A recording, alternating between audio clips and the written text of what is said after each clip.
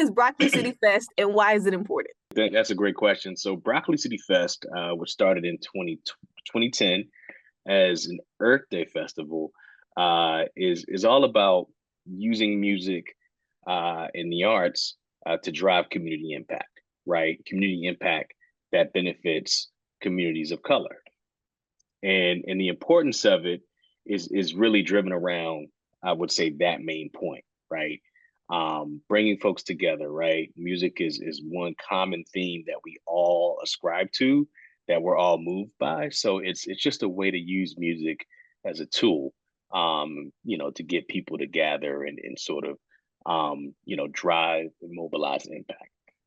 So when you think about the impact that it's had pretty much since 2010 and also why you decide to have it kind of close when we're celebrating Black music, why is that important as Right. well?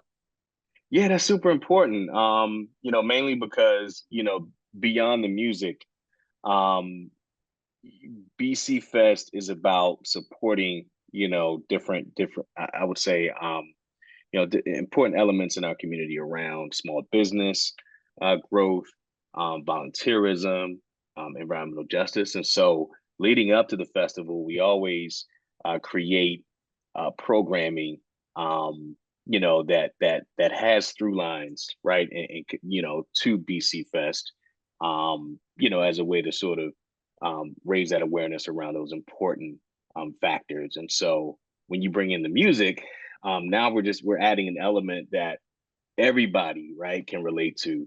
And it's all about meeting people where they are, through our Black music, our culture. Awesome. Now, has there been a performer that you think has shut it down or one year that has just been still the best year you've ever had? That's a great question. I got to go back to I would say 2018. But let me preface with everybody.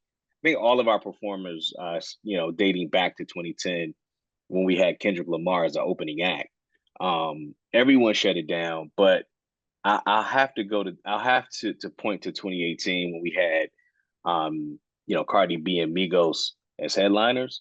On that, also on that bill, was Nipsey Hussle, and that was like one of Nipsey's last major performances before his untimely death, right? Due to so that was actually a year where we jumped in attendance tremendously. So yeah, I would have to point to 2010. I mean, I'm sorry, not 2010, but 2018. You have a lot of people this year that are going to bring in the crowd, but thinking about also how you said, you want to celebrate entrepreneurs and provide opportunities to celebrate the world that we live in and take care of it. For folks who can't probably make it this year, what do you encourage them to do in their own backyards? There are a number of things, that we all can do, whether it's, something that's environmental friendly, right? Like lessening our carbon footprint. So just throwing away, just throwing trash away properly, properly discarding, plastics and separating those plastics and those recycled items and sort of understanding that piece. I think just looking into eating healthier, right? When we look at our physical health, and that's something that we promote, right? Not only uh, impact in the world, right, but also impact within who you are as a person. So, reading labels, right? Reading labels, understanding nutrition, getting fit, getting active, um, and helping people, right? Just not being afraid to lift a helping hand, because I feel like if we all do just one thing, right? If we all do one thing, we collectively make a bigger impact over time. So When yeah. you think about creating this festival, doing all the work that takes to get to this point, what are you Mm. most excited for? The tiniest thing you're most excited for? Ancillary events we do and programs that we do leading up to the festival, right? Because again, we're more than a festival, and so when the festival was founded by my partners, Marcus Allen, Brandon McCahern, Daryl Perkins, and myself, um, that was our chief mission, right?